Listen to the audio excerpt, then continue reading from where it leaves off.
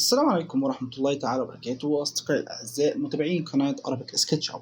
إزاي في Arabic SketchUp النهاردة نعمل دايرة؟ طبعا صعب إن إحنا نعمل دايرة لأن ما عنديش هنا موديلنج دايرة. يعني أنا مثلا لو جيت بصيت هنا دي بس دايرة، حتى لو كنت عملت لها اكسترود ما طلعتش معايا إنها بالشكل اللي إحنا عايزينه، شكل الدايرة.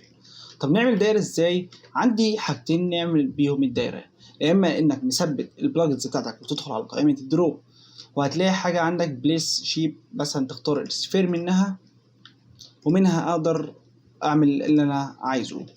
يا اما الحل التاني لو انت ما عندكش بلجنز وهو انك تعملها موديلنج. طب ازاي اعملها موديلنج؟ اول حاجة برسم، ادوس على الدايرة سيركل، اخلي السايدز بتاعتها 100 وادوس انتر عشان تبقى معايا حلوة كده سموث كده. ادوس تاني على الدايرة واقف فوق مثلا على المحور ده وادوس بحيث شوف انت مثلا عايزها تبقى قد ايه وليكن حلو كده. تمام. امسك الدايره ادوس كليك يمين مرتين، اعمل موف، احاول امسك سنتر الدايره بتاعتي وانزلها على السنتر ده. تمام.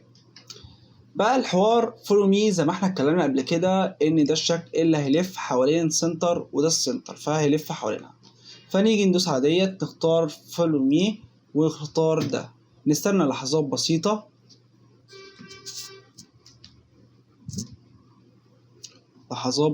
جدا.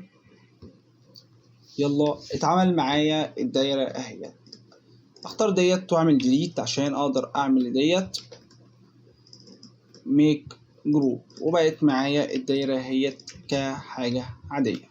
تمام كده يكون خلصنا حلقة النهاردة، وصلى الله وسلم وبارك على سيدنا محمد.